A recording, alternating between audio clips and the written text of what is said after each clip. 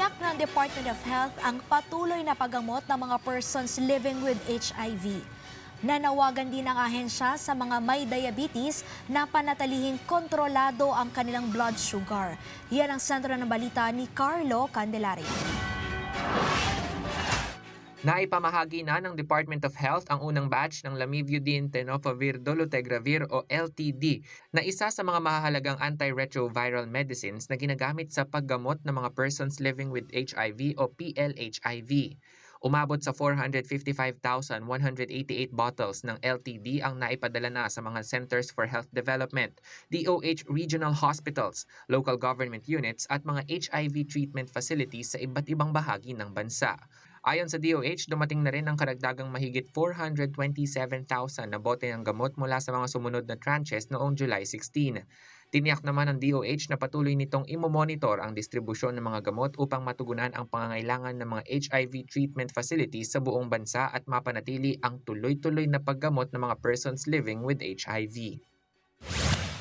Bilang pagkilala naman sa karapatan at pangangailangan ng mga persons with disability o PWD, personal na dumalo si DOH Secretary Dr. Jose Pujalte Jr. sa pagdiriwang ng 48th National Disability Rights Week sa Pampanga. Katuwang ang Department of Social Welfare and Development o DSWD na mahagi ng iba't ibang uri ng tulong para sa mga benepisyaryo. Sa pamamagitan ng Joint Prosthesis Assistance Program ng Jose B. Lingad Memorial General Hospital Medical Center at ng Pampanga Provincial Government, na ipamahagi ang humigit kumulang 40 libreng prosthesis para sa mga PWD. Bukod sa mga prosthesis, nakatanggap din ang mga benepisyaryo ng mga wheelchair, bigas at ayuda mula sa Assistance to Individuals in Crisis Situations o AICS.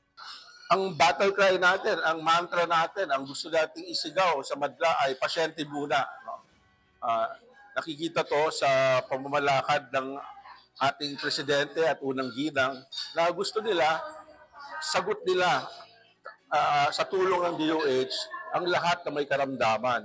Ngunit, having said that, ibabato ko naman sa publiko, sa madla, na sagot naman nila ang kanilang kalusugan, yung preventive care. Sa pamamagitan ng ganitong mga hakbang, patuloy na isinusulong ng pamahalaan ang mas inklusibo at mas abot kamay na serbisyo para sa mga persons with disability.